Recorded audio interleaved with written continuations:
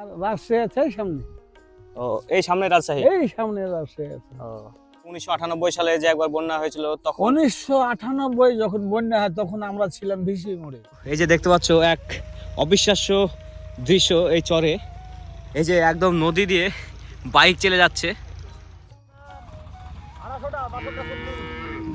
বাছুর দিয়ে 250টা 250টা। এখানে ব্যাগটাই দেখতে পাচ্ছ, এখানে তারা একটা বেঁধে রেখেছে যাতে এটা কেউ খুলে নিয়ে না যেতে পারে। তো এক করুণ অবস্থা কিন্তু এই জায়গাটার, দারুণ একটা সাদা দাগ দেখতে পাচ্ছি। এই যে ভারত বাংলাদেশ সীমান্তবর্তী এই বিস্তীর্ণ চর এলাকা প্রকৃতির এক অনন্য রূপ, যেখানে নদী আর বালুর মাঝে গড়ে উঠেছে মানুষের ছোট ছোট জীবন। এখানে দিনে শুরু হয় খুব সাধারণভাবে, গরু মহিষ চড়াতে নিয়ে যায় গ্রামের মানুষ, নদীর পানিতে তাদের স্নান করানো হয়। চারিদিকে শুধু বালুচর, নদীর স্রোত আর দূরে দেখা যায় নৌকা, যেন প্রকৃতির সাথে মানুষের এক গভীর সম্পর্ক। এই চর অঞ্চলে মানুষ প্রতিদিনই সংগ্রাম করে জীবনের জন্য, কখনো নদী ভাঙন, কখনো বন্যা, তবুও থেমে থাকে না তাদের পথ চলা। দেখুন ছোট ছোট শিশুরা প্রতিদিন এই পথেই হাঁটে, স্কুলে যাওয়ার জন্য পেরোতে হয় দীর্ঘ বালুচর আর নদীর ধারের রাস্তা। এটাই চরের বাস্তব জীবন, সরল, সংগ্রামী আর প্রকৃতির খুব কাছাকাছি।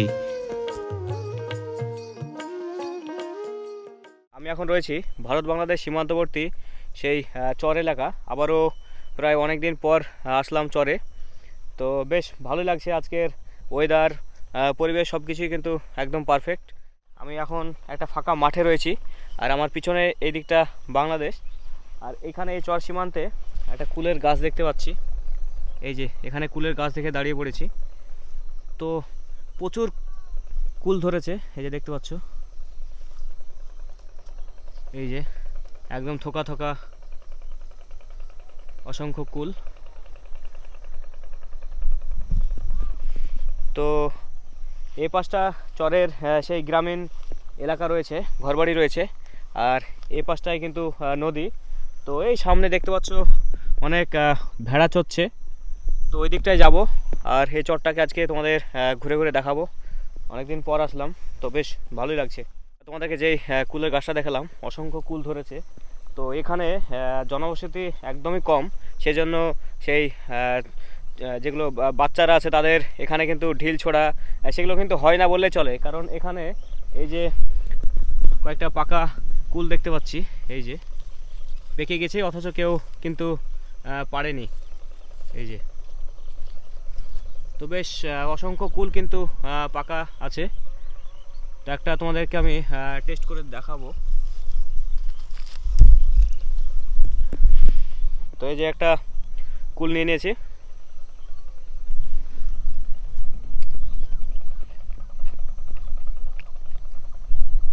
তো বেশ সুস্বাদু, কিন্তু মিষ্টি রয়েছে।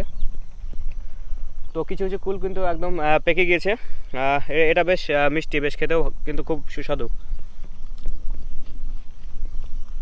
তো চলো এবার এদিকটা যাব এবং সেই গ্রাম বাংলার চর এলাকার সেই ঐতিহ্য তুলে ধরবো। কয়েক মাস আগে এসেছিলাম এই চরে, তোমাদেরকে দেখিয়েছিলাম, আর তখন কিন্তু এই নদীর জল কিন্তু এতটা অবধি ভরাট ছিল। এখন অনেকটাই কিন্তু জল শুকিয়ে গেছে, দেখতে পাচ্ছ।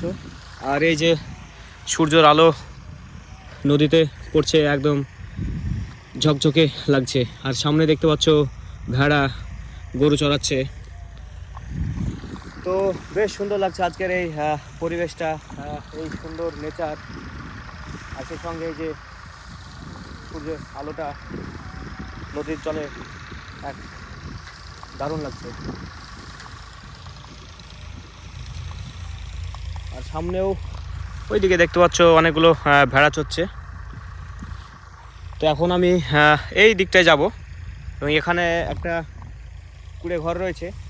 তো ঘরটায় কে আছে, আদৌ কি মানুষজন থাকে কিনা সেটাও দেখবো, এবং চলো গিয়ে তোমাদেরকে দেখাবো।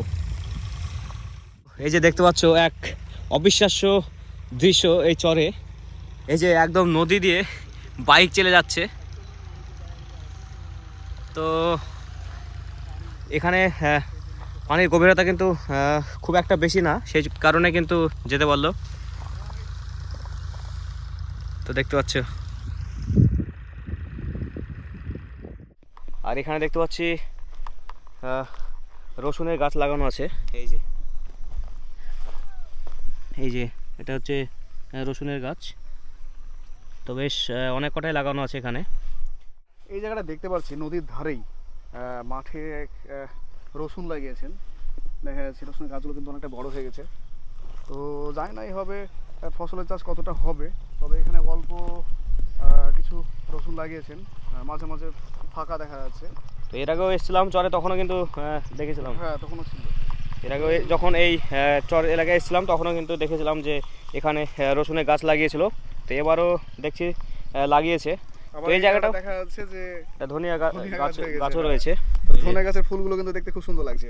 খুব সুন্দর লাগছে ফুলগুলো।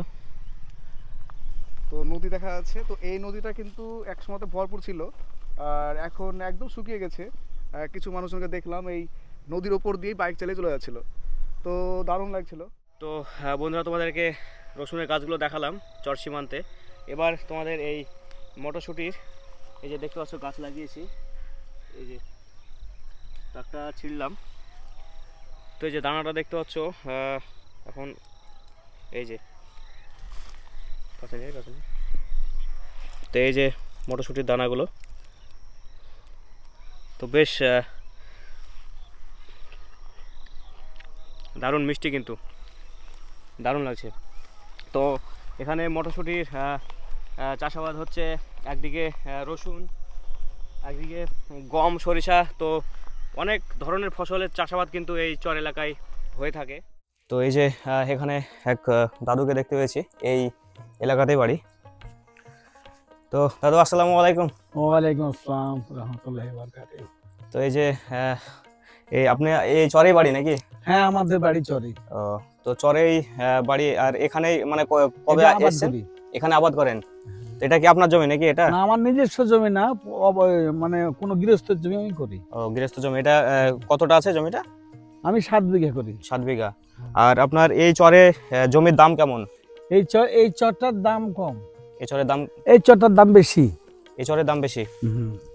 এটা মানে কত বিঘা, কত? খুব বেশি হলে এটা 2 লাখ। 2 লাখ টাকা বিঘা। আর আরো ভিতরে যেগুলো, ওগুলোর দাম বেশি আছে। ওই গ্রামটার ওই পাশে ওগুলোর দাম বেশি, অথচ ওই ভিটাগুলোর দাম বেশি একটু। ভিটাগুলোর দাম বেশি। বালি হলেও দাম আছে, বালি হলেও দাম আছে। এটা যে ভালো জমি হলেও এর দাম কম। তো এই আপনার চরে যে বর্ষার সময় মানে কতটা বর্ষার কষ্ট সময় হয়? আমাদের অত্যন্ত অসুবিধা হয়। বর্ষার সময় অসুবিধা হয়। পানি কতটা চলে আসে? এই জায়গার উপর এই বছর হুম, এরকম হয়েছিল, হাঁটু অব্দি। পাট কাটার সময় পাট ছিল জমিতে। মানে এই নদীর জল মানে চলে এসেছিল এত দূর? এই নদী, হ্যাঁ, এতটা উঁচু হয়েছিল সব। আহ, ওই ধারে আরো বেশি ছিল, ওদের নিচু আছে, এটা একটু উঁচু আছে। আহ। তো ওই এই নৌকা যায়, হ্যাঁ, হ্যাঁ। বাজার করতে তখন নৌকায় যায়। আর এইদিকে আপনার 0 পয়েন্ট বাংলাদেশের বর্ডার কত দূর আছে? অনেক দূর, এখান থেকে 3 কোষ মানে 6 মাইল। 6 মাইল। অনেকটাই তো দূর। অনেক দূর। আর এখানে কোনো সময় বন্যার এমন কোনো হয়েছিল যে 1998 সালে যে একবার বন্যা হয়েছিল তখন? 1998 যখন বন্যা হয় তখন আমরা ছিলাম ভিসি মোড়ে, বর্ডারে। বর্ডারে। 95 সালে না 98 সালে, 95 98 সালে 95তে ছবি হয়েছিল, হ্যাঁ, ভোটার ছবি। হ্যাঁ। 95 বন্যাটা কম ছিল, কিন্তু 98 বন্যাটা বেশি হয়েছিল। 98 বন্যাতে এইগুলা সাঁতার। সাঁতার। হ্যাঁ, তখন মানে পারাপার তো সব ওই নৌকাতে নৌকা। হতো, নৌকাতেই হতো। তখন ওই আপনার ইঞ্জিলি নৌকা, হুম। শ্যালো মেশিং এর যে মেশিং আছে, ওই মেশিং এর নৌকা। আহ, ওই একদম ডাইরেক্ট, কোনো জায়গায় ঘোরা ফোরাতো না, সোজা যেত, সোজা আসতো। তো মানে আপনি যে চরে অনেকদিন থেকে মানে বসবাস করছেন, তো মানে সবচেয়ে মানে করুণ সময়, মানে একদম কঠিন টাইম সময়, মানে বিপর্যয়, সেটা বর্ষার সময়। বর্ষা। মানে সেটা কোন সালে? সেটা কি 1998 সালে না? না, বর্ষাতে প্রতি বছরই অসুবিধা হয়, কিন্তু কম আর বেশি। কম আর বেশি। বন্যা কম হলে কম অসুবিধা হয়, বন্যা বেশি হলে বেশি অসুবিধা হয়। এমনকি এই সব যে গ্রামগুলো দেখছে না, হ্যাঁ, হ্যাঁ, ওই সব সাঁতার হয়ে যায়। সাঁতার হয়ে যায়। হ্যাঁ, ওই ধরনের টিনের ডুঙ্গা করা আছে, হুম। একটা টিনের ডুঙ্গা বানিয়ে দিয়েছে, ওই ডুঙ্গাতে করে হয়তো চলাচল করে, এই গ্রাম থেকে ও গ্রাম, ও গ্রাম থেকে ও গ্রাম। আর মাছ কেমন পাওয়া যায়? মাছের সংখ্যা তো না, মাছের সংখ্যা তো নাই। না। আর এদিকে তাহলে কি লাগিয়েছিলেন এখানে? এটা গম ছিল। গম ছিল। তো এখন এই গম কবে কেটেছেন এগুলো? কাটেনি, বিক্রি করে দিয়েছি, গরুর পালে খেলি। ও ঘোষের যেখানে বাথান করে আছে হুম হুম। ঘোষের কাছে বিক্রি করে দিয়েছি। আর বলছিলাম আপনার এইদিকে তো বাংলাদেশ বর্ডার, তো বাংলাদেশের কোন দিক পড়ছে এটা? বাংলাদেশের দক্ষিণে দক্ষিণ মানে কি রাজশাহী না আপনার কোন দিকটা এটা? এই সামনে আছে রাজাবাড়ি, রাজাবাড়ি। হ্যাঁ আর রাজশাহী আছে এই সামনে, ও এই সামনে রাজশাহী। এই সামনে রাজশাহী আছে। ও আর এইদিকে আপনার বর্ডার তো সামনেই আছে, ওই যে সাইডে এদিকে সব ক্যাম্প। এখান থেকে মুসলমান পাড়া হুম এদিক যা আছে, হুম। আর চাই মন্ডল আছে, ধাক্তাকে বহুত চাই মন্ডল আছে। চাই মন্ডল মানে হিন্দু মুসলিম মিলে কিন্তু এই চরে বসবাস করছে। হ্যাঁ চরে আমাদের হিন্দু মুসলমান বলে কোনো ঝামেলা মানে এই যে হিন্দু মুসলিম যে ভেদাভেদ ঝামেলা অশান্তি না। এগুলো এগুলো কিচ্ছু নেই, না, এখানে সব নাই। একদম পুরো শান্তিপূর্ণভাবে মানুষজন বাস করছে। হ্যাঁ। তো এটা শুনে কিন্তু খুব ভালো লাগলো যে এই চরে যেমন- গ্রামীণ এলাকায় যেমন জিয়াগঞ্জে হচ্ছে, জিয়াগঞ্জে। ওই পলাশ বাড়িতে হলো, হ্যাঁ অনেক অনেক যে শুনতে পাচ্ছি হুম। কিংবা মোবাইলে দেখতে পাচ্ছি, হ্যাঁ। ওইসব ঝামেলা আমাদের এইখানে নাই চরে। মানে একদম পুরো শান্তিপূর্ণভাবে হিন্দু হ্যাঁ। মুসলিম বসবাস করছে। এই যে এইখানকার শিবনগর বাজার যেতে, হ্যাঁ ওখানে চাই মন্ডলও আছে, মানে মুসলিম আছে। আর এই চরটার নাম কি? এই চরটার চরটার নাম এখন ডিগলাল নীলমঞ্চর, কিন্তু নীলমঞ্চর হচ্ছে বর্ডার। বর্ডার হ্যাঁ। আপাতত মানে মোজা লীলমঞ্চ হচ্ছে খামার দেয়ার খামার দেয়ার মোজা, মৌজা। তারপর ডিহি ডমরিয়া, তারপর নীলমঞ্চর। আর এখানে আপনার মেন বাজারঘাট হসপিটাল সব ওখানে কোথায়? ওটা ওই পার শিবনগর শিবনগর নসিপুর, নসিপুর। তো ওখানে আপনার হসপিটাল নসিপুর, হসপিটাল আর এই বাজার হচ্ছে শিবনগর। শিবনগর মানে আখরিগঞ্জ বাজার। আখরিগঞ্জ। আখরিগঞ্জ বাজার ছিল হুম 84 সালে, হ্যাঁ এই সামনে। এই সামনেই। আর এদিকে তো ক্যাম্প আছে, এই যে আপনার ওটা কাহারপাড়া ক্যাম্প, কাহারপাড়া ক্যাম্প এইদিকে না? তো- ওই বর্ডারটা মানে যাওয়ার এই সময় তো কাইতে হবে। হুম হুম। এইদিকে আছে কাহারপাড়া ক্যাম্প আছে। এদিকে কাহারপাড়া ক্যাম্প। ওই টাওয়ার দিচ্ছে না, হ্যাঁ হ্যাঁ। ওই টাওয়ার সব রোডের কোলে আছে, ওই টাওয়ারের গোড়া দিয়ে চলে যেতে হবে। টাওয়ারের ওইদিকে আবার একটা রাস্তা আছে, ওই দিক দিয়ে একদম পুরো কাহারপাড়া বর্ডার। হ্যাঁ। তো খুবই ভালো লাগলো দাদুর সঙ্গে কথা বলে। এই চর এলাকাতেই থাকে। তো দাদুর নামটা জানা হয়নি, নাম কি আপনার? আমার নাম খুরশেদ শেখ। খুরশেদ শেখ না? হ্যাঁ ঠিক আছে, অনেক ভালো লাগলো কথা বলে। দোয়া করবেন। হ্যাঁ হ্যাঁ আল্লাহর রহমতে। তো চলো এখন ওই তাঁবুর কাছে যাব এবং তোমাদেরকে দেখাবো কি রয়েছে সেই তাঁবুতে। তো এই যে আমি ও আমার বন্ধু দুজন মিলে নেমে পড়লাম এই চরে।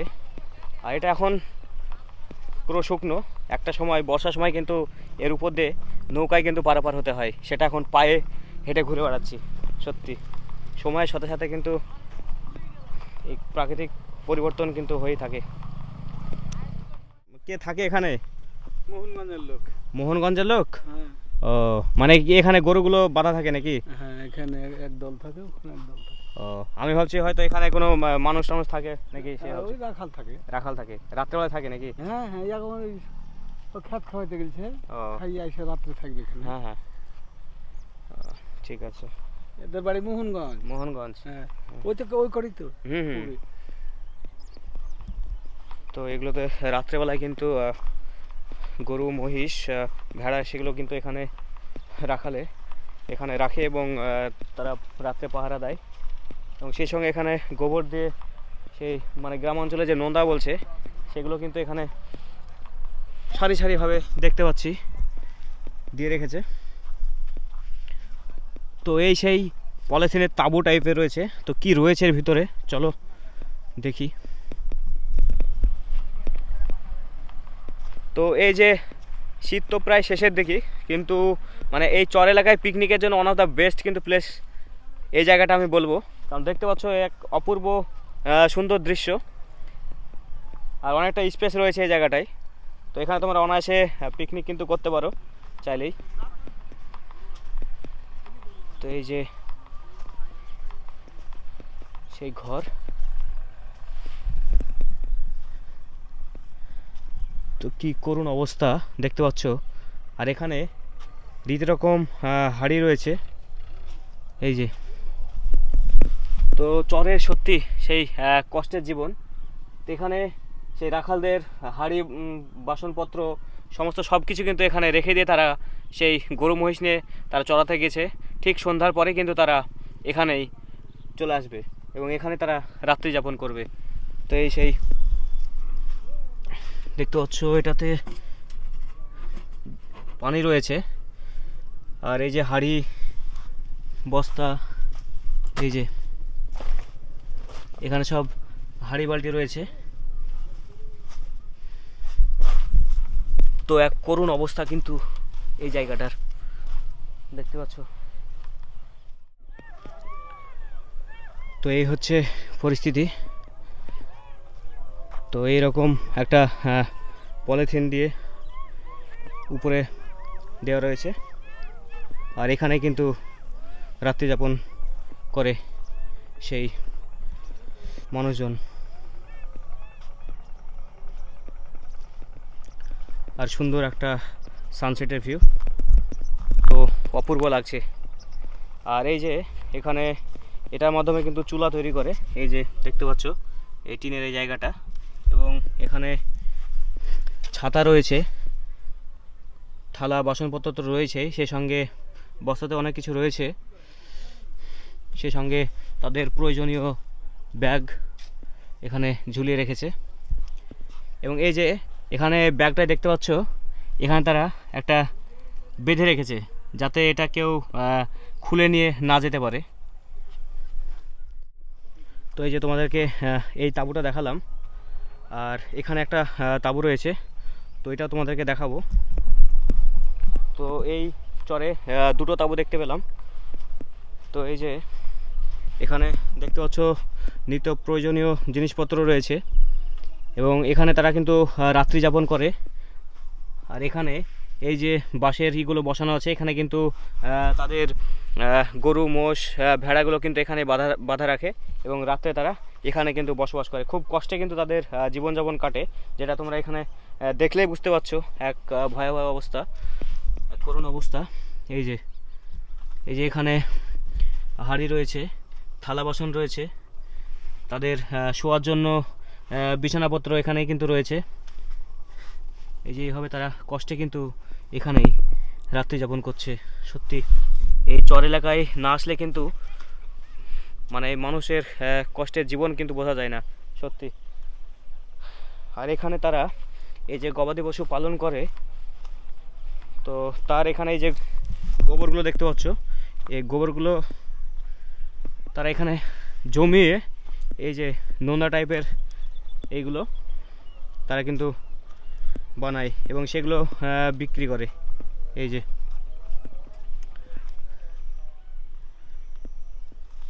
যে সারিবদ্ধভাবে কিন্তু এখানে পালা দেওয়া রয়েছে।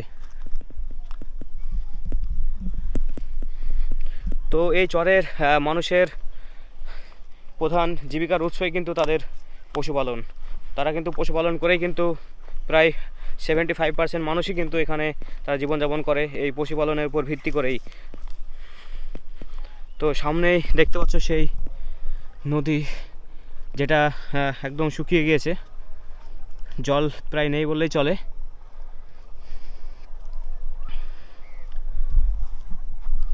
তো এই যে আমার মাথার উপরে দেখতে পাচ্ছ একটা প্লেন যাচ্ছে, তো দারুণ একটা সাদা দাগ দেখতে পাচ্ছি। এই যে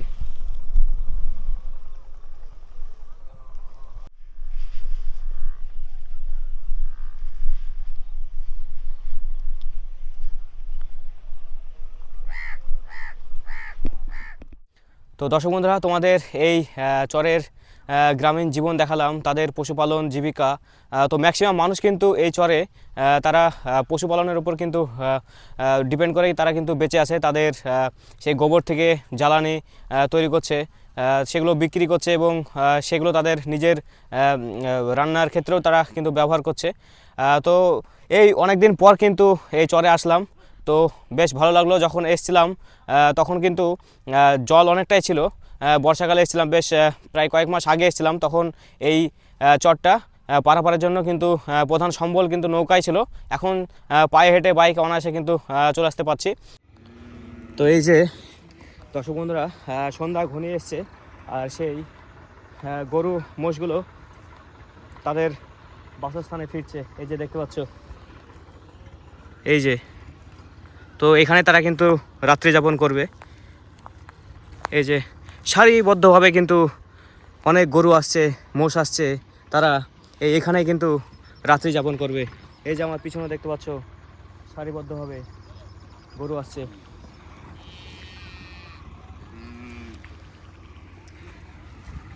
এই যে গরু বাচ্চাগুলো তারা ছোটাছুটি করছে।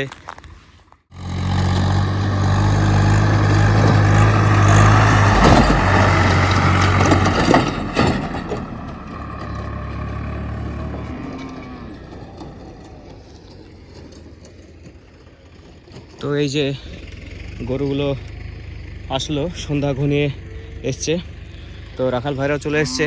তারা এখানে রাত্রে গরুগুলো রাখবে এবং তারা থাকবে, পাহারা দেবে। এই যে প্রচুর গরু মহিষ, এই যে দেখতে পাচ্ছ। তো বলছিলাম এখানে টোটাল কতটা গরু আছে?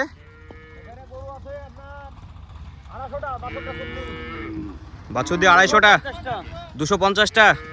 তো কোথায় নিয়ে গেছিলেন চড়াতে? ওই তো খেতে কিনে খাওয়াছি, চড়ানোর এখন জায়গা নাই। ও, দিয়ে এখানে থাকেন রাত্রে? হ্যাঁ, রাত্রে এখানেই থাকি কুড়িগেরি। ও, কুড়িগড়ে। তো আপনাদের বাড়ি কোথায়? বাড়ি হলো কাতলামারি মোহনগঞ্জ। কাতলামারি মোহনগঞ্জ। হ্যাঁ, রামনগর থানা। ও, তো এখানে কতদিন থেকে আছেন? এখানে আছি আপনার ওই পুষ মাস থেকে, না অজ্ঞান মাসের 20 তারিখ থেকে। তার মানে 70টা আর বাদ বাকি গরু আছে।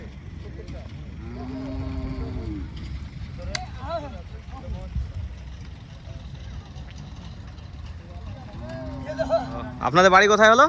আমার বাড়ি হারামপুর, ওদের বাড়ি মোহনগঞ্জ, আর বাড়ি ধুলদড়ি। ও, তো আপনারা এই তাঁবুতে এখানে রাত্রে থাকেন নাকি? হ্যাঁ। ও, তো কতদিন থেকে এখানে থাকছেন? 2 মাস থেকে আছি। আপনি কতদিন থেকে আছেন? ও, একই সঙ্গে এসছেন। তো এই যে সারিবদ্ধভাবে দেখতেই পেলে চলে আসলো এখানে। এখানে কিন্তু তারা রাত্রে যাপন করবে। আর এই যে বক উড়ে যাচ্ছে। তো এই যে দেখুন সারিবদ্ধভাবে এই সন্ধ্যা ঘনিয়ে আসার পরপরই কিন্তু চলে আসলো প্রায় 250 মতো গরু মহিষ। তারা কিন্তু এখানেই রাত্রি যাপন করবে। তো দর্শক বন্ধুরা, আজকের ভিডিওতে তোমাদের দেখালাম এই চরের গ্রামীণ জীবন এবং তাদের জীবিকা, পশুপালন, সমস্ত সব কিছু দেখালাম। প্রায় অনেক দিন পরে কিন্তু আসলাম, বেশ কয়েক মাস পর। লাস্ট টাইম যখন চরে এসেছিলাম তখন এই নদীটা পুরো ভরাট ছিল, নৌকা পারাপার করে কিন্তু এসেছিলাম। তোমরা আমার আগে যে চরের ভিডিও সেটাতে তোমরা দেখেছো। তো সত্যি খুবই ভালো লাগলো আজকের এই চরে এসে। তাদের এই যে চরের প্রাকৃতিক সুন্দর পরিবেশ, মনোরম, সেটা দেখতেই পাচ্ছ। আমার পিছনে সানসেটের এক অপূর্ব সুন্দর ভিউটা নদীর উপর পড়ছে, বেশ দারুণ লাগছে। তো দর্শক বন্ধুরা, এই ছিল আজকের এই চরের ভ্লগ। তো ভ্লগটি যদি ভালো লাগে তোমরা অবশ্যই লাইক, কমেন্ট, শেয়ার করতে ভুলবে না। আর চ্যানেলকে যদি নতুন থাকো তো চ্যানেলটি তো অবশ্যই সাবস্ক্রাইব করে পাশে থাকবে। সো দেখা হচ্ছে নেক্সট ভ্লগে। বাই।